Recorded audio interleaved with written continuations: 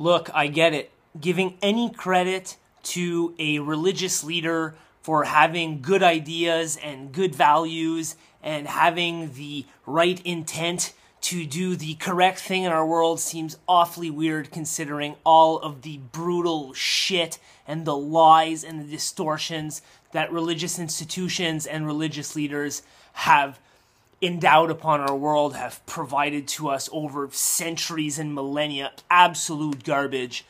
But in this video, I just want to point out that we have to give credit where credit is due sometimes. And when I look at Pope Francis, and especially when it comes to two topics which he discusses constantly, I have to say that he is the most eloquent, the most pertinent, the most fearless leader we have in this world right now on the topics of climate change and on the topics of wealth inequality. So I'm going to start with wealth inequality, and I'm going to read to you from this screen right here what he said about a year ago when it comes to unbridled capitalism, which he called the dung of the devil. He said, "Once capital becomes an idol and guides people's decisions, once greed for money presides over the entire socioeconomic system, it ruins society. It condemns and enslaves men and women. It sets people against one another and, as we clearly see, it even puts at risk our common home." He even called for the poor to be given the sacred rights of having, a house, a job, food. I know, radical stuff from him. He continues, he criticized the economic system that has imposed the mentality of profit at any price, with no concern for social exclusion or the destruction of nature. And he singled out criticism for corporations, loan agencies, and certain free trade treaties, like the TPP, and the imposition of measures of austerity, which always tightened the belt of workers and the poor. Now, this is something, as a secular atheist humanist, that I preach all the time. Money is the great separator between people. Sure, we can look at race, nationalism, language, age, and whatnot as what separates humanity, what creates the illusion that we are actually separate, when of course we are all the same. We are all one entity bound to the earth. Money is the great separator. It makes us blind to what we are doing, and as Pope Francis has shown, he's not afraid to speak out against it. Now, when he talked about how money allows us to destroy our only home, the earth, this to me is absolutely the worst part of all. Certain people are profiting massively off of destroying our home by using our oil and our water. Absolutely unbelievable. So let me tell you what Pope Francis has to say about climate change, about the earth, about our ecosystem. He says that climate change is real and that it's getting worse. Number two, he says that human beings are a major contributor to climate change. Yeah, isn't it like 93 or 95 or 97% of scientists that agree with this?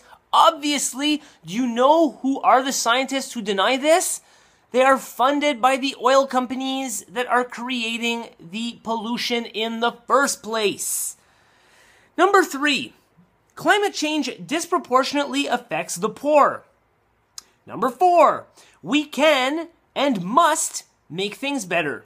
And finally, number five, individuals can help, but politicians, and in this case, I count the Pope as a politician here, they must lead the charge. They are our leaders. They are the people that we elect to lead us into the future. And they have to have a vision that is further than the next election cycle. We need to be alive to have election cycles. Our children need clean water and fresh air and money and a job and a good life to keep these politicians employed.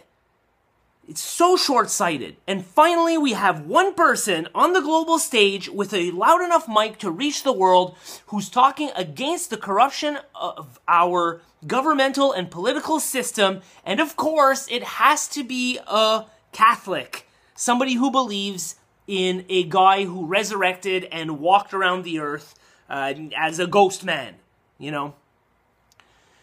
Listen, historically, religion and governments have been opposing forces against one another. There are all sorts of times where governments and religion are in bed together and they rule together, but I can name you a bunch of times where religion actually stands against government power. Religion offers a place, an organization, where downtrodden and oppressed people can rally together and create power in numbers to go against their rulership.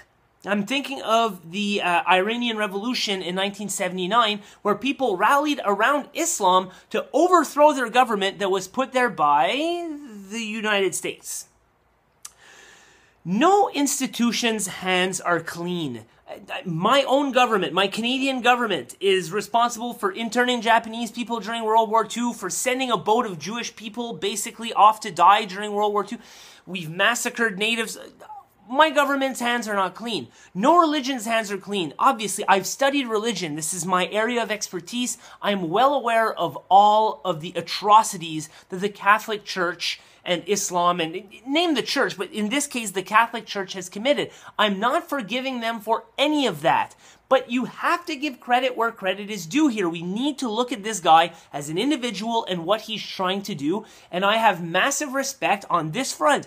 When he says that homosexuality shouldn't be allowed, when he forgives, pedophile priests or whatever else, no, I don't respect him for that. That's bullshit. He's ass backwards on that. But let's judge the man for his message in this case, and it is a right message. It's a good message. When he ceases to speak this way, I will cease respecting him, and the same should apply to you.